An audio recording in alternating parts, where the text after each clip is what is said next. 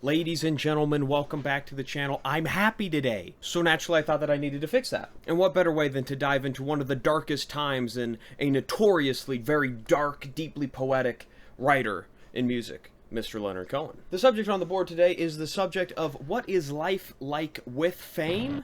Or perhaps more importantly, what is life like without fame? Mr. Leonard Cohen is a strange fellow. He had seemingly always been interested in words and poetry, and he began publishing poems as early as 1954, when he was just 19 years old. And his life was very much that of a troubadour, traveling all the world, seeking beauty, and not really having much success, or at least not as much as he probably should have had. It's likely that anyone that knows Leonard Cohen's music wouldn't be surprised that he started as a poet. Many of his songs are deeply poetic and just sound like poems put to music.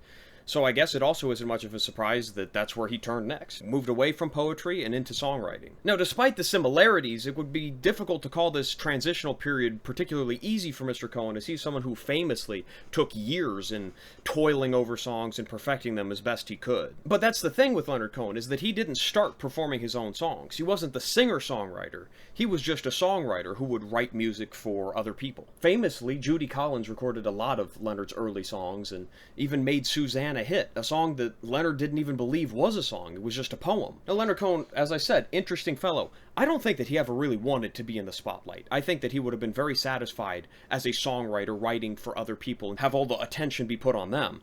But one night, Judy Collins is performing and brings Leonard out on stage. And at first, he's absolutely terrified to perform. And then at second, he's so terrified to perform that he actually leaves the stage mid-song.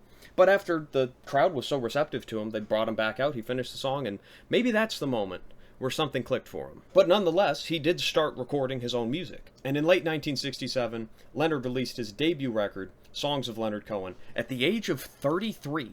Okay, Leonard Cohen is someone who famously had an extremely long career in the music industry, but he started relatively late into his life, especially compared to a lot of his contemporaries. But as we know, throughout Leonard's life, he had always been writing, and so many of his greatest songs are already there, just need to be put to music, and it's no wonder that Songs of Leonard Cohen, the album, is so beloved today. Every single song is a songwriter's masterclass in writing. I mean, Suzanne, So Long Marianne, Hey That's No Way to Say Goodbye, One of Us Cannot Be Wrong. This is an unbelievable collection of work for a debut, and truly a remarkable point in his life. But you see, that's the problem, because if you're a Leonard Cohen fan, and maybe even if you're not, he's talked about a lot today. He's a cultural phenomenon in terms of songwriting. Some of the best songs of all time are accredited to him, and many famous musicians, even these days, will cite him as inspiration. But at the time, he was almost critically panned. The audiences loved it. It charted extremely well, especially in the UK. But this album was really harshly criticized on its initial release, and the same applies with the follow-up, Songs from a Room. Now, I wasn't there, believe it or not, but even if I was there, I don't think that I would be able to fully understand the position that Leonard found himself. And after these records were released, he began to fall into a very deep and dark depression. And you know, Leonard Cohen was known for writing some sad songs. A lot of people even today will say that his music is often very depressing, though I would argue that it's actually probably more funny than it is depressing most of the time. But there is one painful exception to this rule. An album that is one of the darkest, loneliest, and painfully poetic records in his catalog. Songs of Love and Hate. Oh, my ladies and gentlemen, I think that it was Steven Wilson that sort of coined the phrase that happy music makes me depressed and depressing music makes me happy. Well, this is a test for that. This album is not for everyone. That might be the definition here. But if you're someone like me who likes merging the art and the artist, taking it as an example of a deeply psychological look into the life of someone, creating this at a period in their life, I think that it would be very hard to call this anything less than a masterpiece. Avalanche, the opening track, is stacked with biblical allusions, allegory, and incredibly visceral imagery. I stepped into an avalanche, it covered up my soul. This is how the album opens, and it's like Leonard is just saying that this is how he now sees his life, where he thought that he was going to be moving into the spotlight, what he believed to be the spotlight, was actually an avalanche. At times it even references the concept of the Jungian shadow, or the dark side, the consequences that you carry throughout your life. You say you've gone away from me, but I can feel you when you breathe. Now, one of the points of critical contention, especially at the time of these albums released, was Leonard Cohen's unnatural singing voice.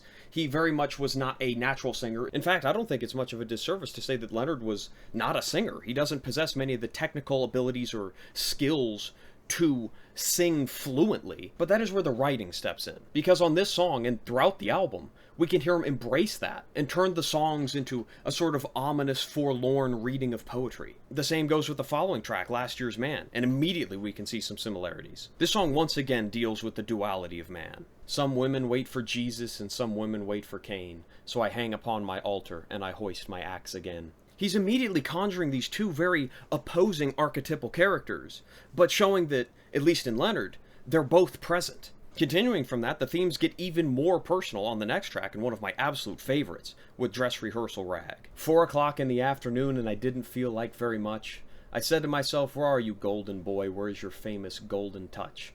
I thought you knew where all the elephants lie down. I thought you were the crown prince of all the wheels in Ivory Town. Just take a look at your body now. There's nothing much to save. And a bitter voice in the mirror cries, hey prince, you need a shave. Now if you can manage to get your trembling fingers to behave, why don't you try unwrapping a stainless steel razor blade? Sorry for reading the whole song, but man, is this evocative. The dread that is encapsulated here is immense, and it feels like Leonard's personal relationship with himself, his work, and his perception. It's like he's comparing his work to the criticism he doesn't think he deserves, while also battling the idea that maybe he has lost his touch. Maybe it is that, the idea that he feels that he has fallen so far from where he began, initially praised for his poetry and now harshly criticized for his move into songwriting. But to top it all off, this is another perfect example of one of my favorite types of songs aboard. Punchline songs, stamp of approval. You're gonna have to go listen to the whole thing, listen to the end, listen to see how it pays off. You're either gonna love it or you'll hate it. How about that? And this album has Famous Blue Raincoat. A song that, I mean, it's here, it's dark, it's depressing, it's on this album, it fits, but somehow, throughout time, this has become somewhat of a hit for the man. This song is written in the form of a letter, and it is written to a man who had an affair with the author's wife. Okay, biblical, poetic, references to Scientology. It is so unfathomably deep, in the truest sense. But more than anything, and I think that you're seeing the connection here, it gives you a look at the man behind the art. And you know, many a song, many a story has been written as a sort of address to someone. Oftentimes these stories are intentionally abstracted, putting in a fictitious character in place of the author, or perhaps, I don't know, signing it off, or from a friend, as an example. Punchline time, sorry, not saving you this time. This song ends, Sincerely, L. Cohen. This is not Leonard abstracting this, or any other song on this record. This is him writing this. And let me tell you, he is sincere. This album is genius. Can you sum up the channel? Is that all that I need to say? Do I just show up here, this album is genius, and then 10 minutes of just black? Maybe. Now, I can understand why someone may not want to listen to this album, or listen to it once and then say, yeah, I'm never going to touch that again. But I can't imagine anyone seriously listening to this with a critical mind and finding any failure here. It is unapologetically personal, intimate, and pessimistic. It challenges the world, it makes you think about yourself, and it can take you to places that you may not want to go. Despite that, it's still charted number 4 in the UK, once again solidifying my state as a proud Anglophile, stamp of approval. So you may wonder, what happened to Leonard after this? Is it possible that he continued making great work that was generally ignored by the general public or the critics? Is it possible that his manager stole all of his money? And is it possible that he did the only reasonable thing and went off to become a monk? Ladies and gentlemen, that is a story for another day. That's right, this was part 1. Am I going to make part 2? Maybe. But it turns out the story of Leonard Cohen is very similar to the story of this album. Deeply melancholic, and yet ever more captivating because of it. What is life without a little love and hate? It's magic and loss. But that is also a story for another day. Oh, just thank you for watching this video. I don't know, subscribe, check out something else. Do whatever you want to do, really. Some of the lyrics.